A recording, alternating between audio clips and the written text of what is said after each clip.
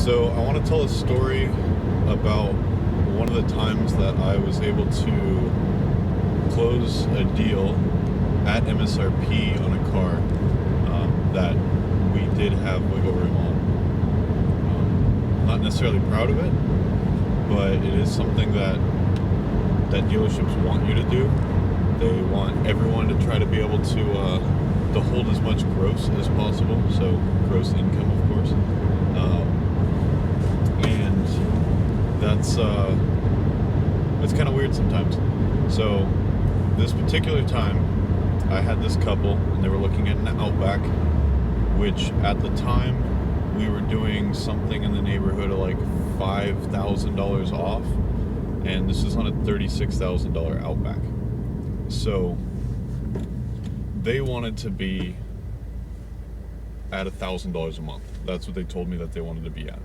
And they had mentioned to me earlier that they could pay cash for the car, but I told them that we have 0% financing at 36 months. So if it's a $36,000 car, if there was no tax, licensing, or anything like that, it would be, $1,000 a month even. That's just how it ends up. So what we were discounting the cars to was basically going to come out to under MSRP out the door for most of the deals that we were doing. But in this case, they didn't ask for a discount. So when I went back to my boss, said, hey, they want to be at $1,000 a month, they gave me a pencil or a quote that we take out to the customer with like 5,400 down, something in that neighborhood. And I told them, hey, so you said you want to be $1,000 a month. Here's $994 a month in 36 months at 0% financing with 5,400 down. How does that sound? They said, okay, we'll take it. And so one of the sayings that you always hear in the car business, or really anywhere, I guess it's kind of more of a life lesson, is you don't get something if you don't ask. So a lot of people are used to asking for MSRP right off the bat, and that's how dealerships hold gross. Is there's people that don't negotiate. There's people that want to just walk in, pay what's on the sticker, and leave. There's kind of a weird saying that goes around in the car business as well, that the customer that pays the most is the happiest customer.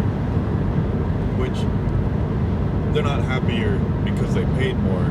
It's just the fact that it's easier to pay more. You're not going to do the back and forth. You're not going to have to do all the shopping and all this other crazy stuff. So it's kind of an interesting way of viewing it.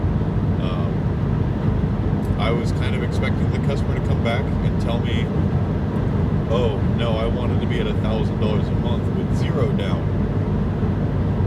And that would have been something that was actually a reasonable offer. Probably wouldn't have went straight to it, but it would have been something that we could have done. And so that's the time that I remember particularly where we sold a customer a car from MSRP when we had like $5,000 worth of wiggle room, which not all the cars do. There's Fords or trucks and other vehicles that you see advertised all the time with $10,000, $12,000 rebates and all this other crazy stuff.